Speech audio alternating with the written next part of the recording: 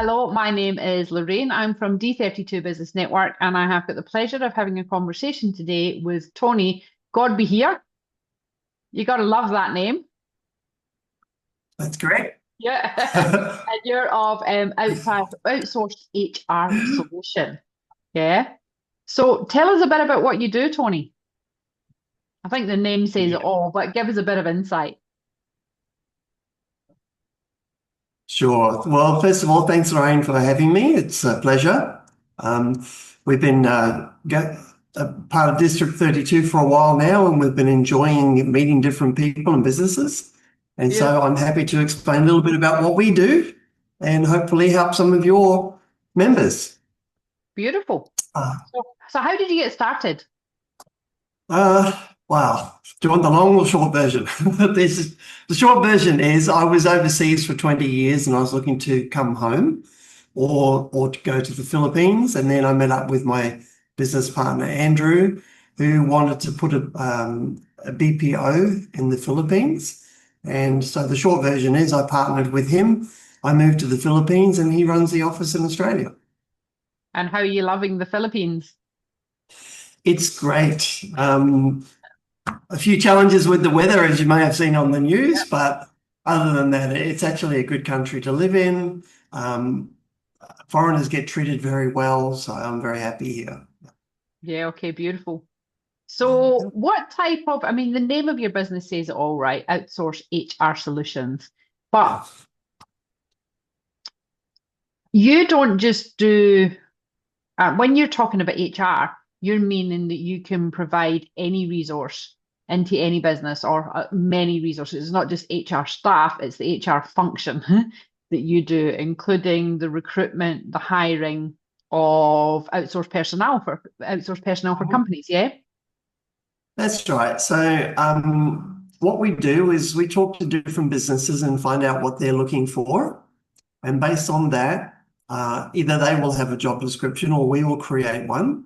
And from there, we'll actually advertise the role and we will do the first round of interviews. When we find someone that we feel fits what they're looking for, we would then invite them for an interview, the partner, and they could meet the person. So they would get the final say whether they think this is the right fit. If they like the person and it's a good fit, then we would actually set them up here in our office in Clark, which is about an hour north of Manila. And they work from our office, so they're all managed and we support them from here. But they would report directly to their Australian partner in Australia for the day-to-day task training and stuff like that. So, for example, if we had somebody looking for an accountant, we'd find out what tasks they wanted them to do, what programs, MyOB, Xero, etc. Do the first round of interviews, and then they could meet them and have a chat. If they're the right fit, then they would work from here and be an outsourced staff member. Well, that's pretty interesting that you've actually got them working there in the building. You know, that Mhm. that's a bit different. Not everyone does that. Well, it depends also on the industry. Everybody here works in the office, and that way, you know we can manage when they get here, when they leave. We can also support them because a lot of the times they need a little bit of support with the Australians. So we bridge the gap, if you like, Yeah, especially if there's something that they didn't understand and maybe Australian. yeah, That's where we come in. yeah, But generally, the second language here is English anyway, so the communication's pretty top notch. yeah. Okay. And what do you find in the SME market? You know, what is the top desired outsourced role, if you like? Well, we've got probably three or four top ones. Bookkeeping and accounting is one, Okay. because people want to help with the mundane bookkeeping records and accounting and preparing the BAS and all that. Then we've got account management. Personal assistants are very high up there on the list where Yep. people, especially in the smaller businesses that are growing to the stage where they need another person but probably couldn't afford to put one on in Australia. Yeah. Um, so we would put one on here and then they would report to them and then they do different types of tasks. They would answer emails, some of them telephone calls, look after their social media, that kind of stuff. Yeah. Okay. It is definitely an issue for growing businesses. And we're always, I mean, that's the age-old problem, isn't it? Resources, money, resources, money, resources, money, and you need the money to get the Exactly. resource, you need the resource to get the money, Yeah. or the revenue. So it's definitely a problem that we all face. Mm.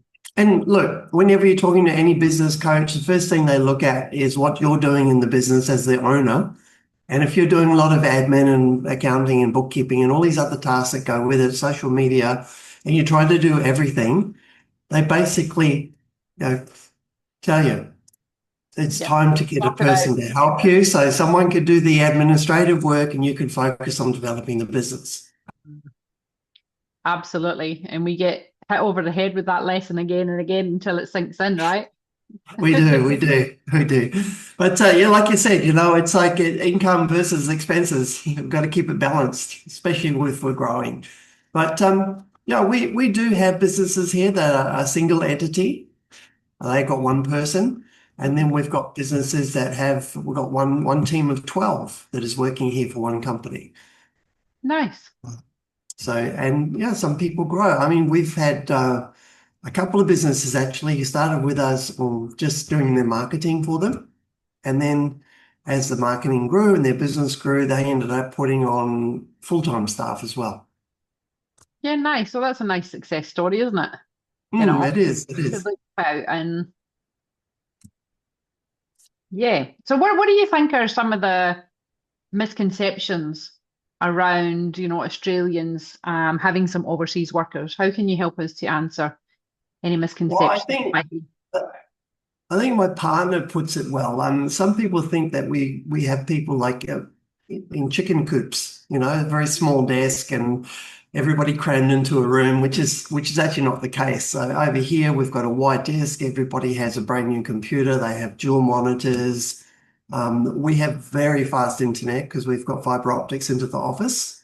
Yeah, okay. So you know, and because we're an Australian business, we try to also have the Australian culture in the office. So we've got a bit of the Philippine culture and the Australian culture. Mm. For example, we have dress down Fridays. Yeah, okay. We have a lot of our clients come over and visit us here, and they do training with their team. So we try and have that culture, the Australian culture, rather than the Philippine culture, which is kind of like their management style is a little bit different than ours. Yeah, yeah, okay. Yeah. So, we've got a team in the Philippines. We've got a few working in the Mhm. Philippines, and yeah, I think our longest employee is Chona, and she's been with us for 7 years. And Mhm. she's just amazing. Yeah. She just does everything from setting up CRMs, automations, entry-level Mhm. programming, customer service, building landing pages, everything. Yeah. You know, But, it's an amazing support to have somebody who can do, all of that and is keen to learn and develop mm. and grow. And, she's now the head ops person in the whole business. Uh, That's great. Hey, look, when you find a good person, I mm, mean, it's a life changer, really.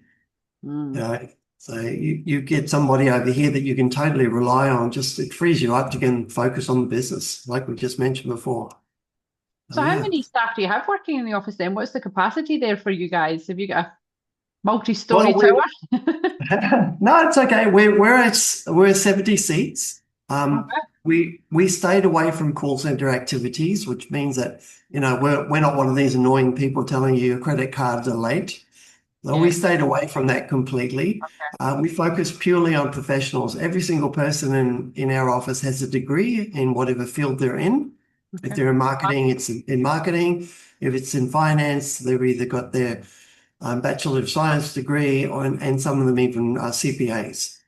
So everybody has a degree. So we stayed away from, hiring kids out of school and doing the call center thing and focused mainly on providing professionals that work for Australian companies.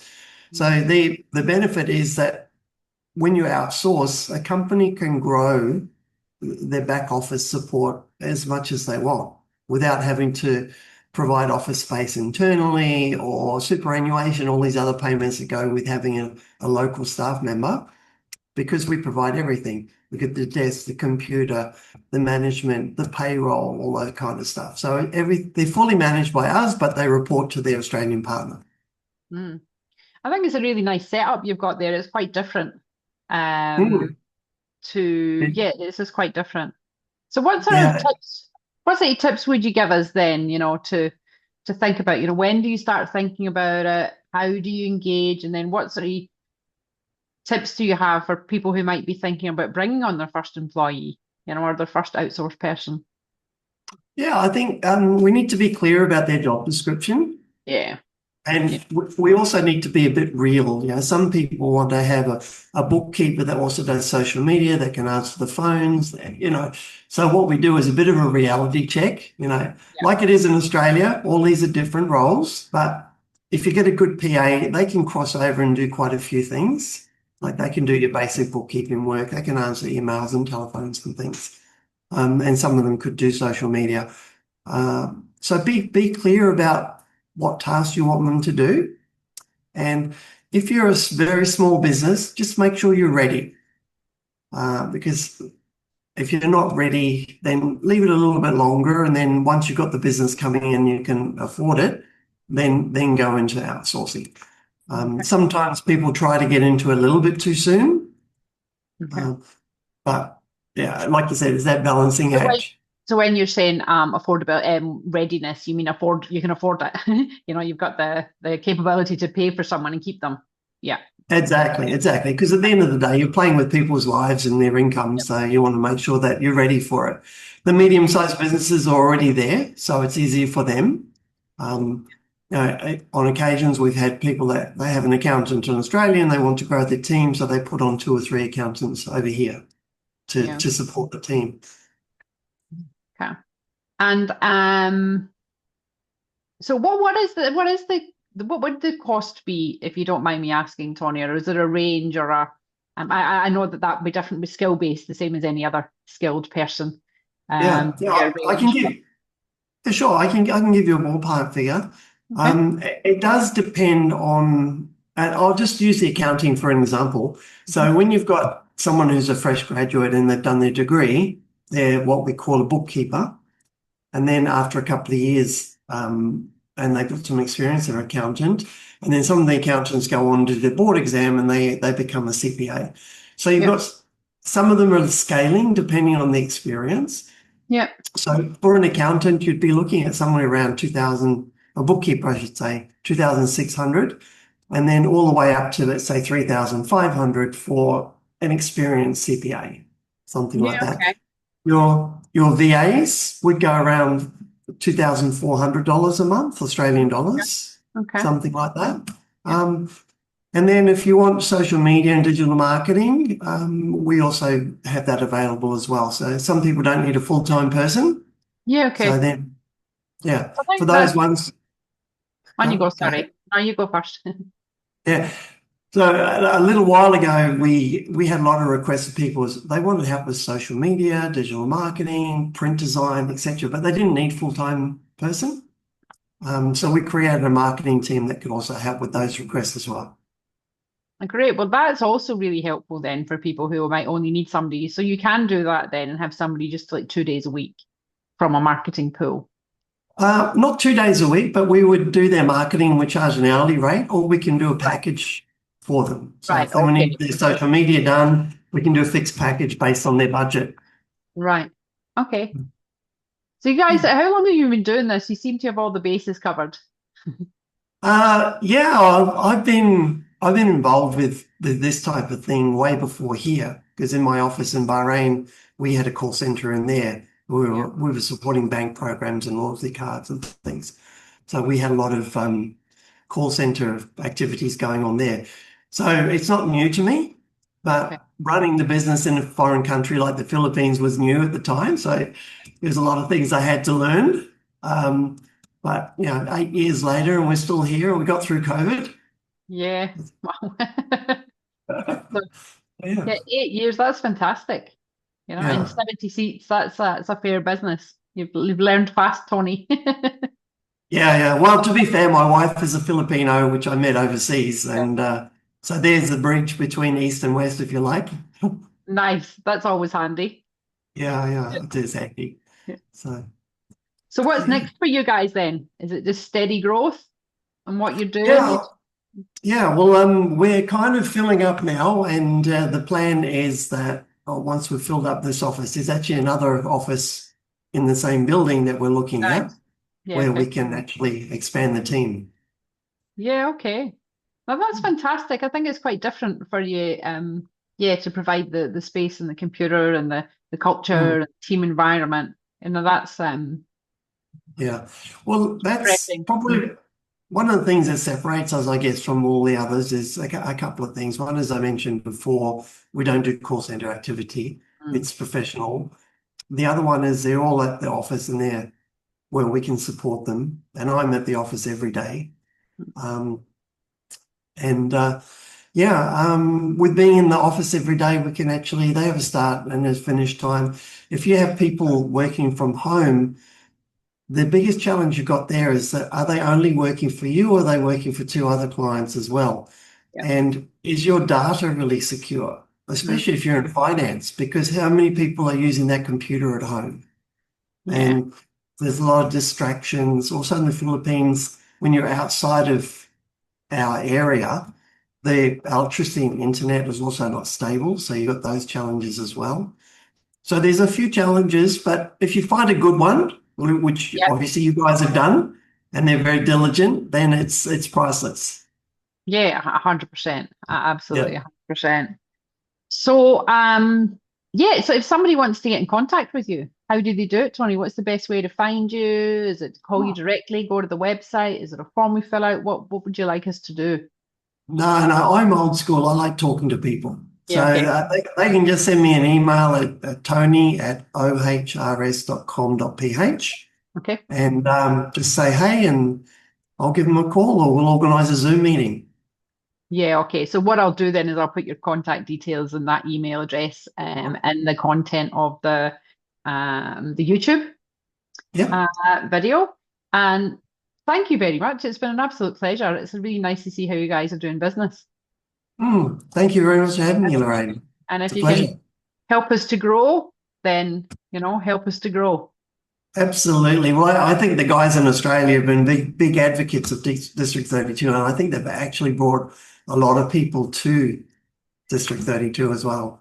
They've introduced a lot of new Absolutely. clients. Absolutely. It's been a great partnership. Uh, Absolutely. they're Yeah. they're loving it. So yeah, it's working well both ways. Yeah, and that's what business is about, right? Partnerships, collaboration, not Yeah, just yeah, law. Mm, big, yeah. big. Old school, getting to meet people, talk to them, find out what they do, and if you can't help them, maybe you can introduce them to somebody who they can deal Somebody with. can. Mm. Yeah. Well, Tony, thank you very much. It's been a pleasure. Nice to meet you. You're Nice welcome. to Thank meet you you so finally. much for your time. And I'll speak to you again. All right then. Thanks, Thank Lorraine. you. Bye. Bye. Bye. Bye.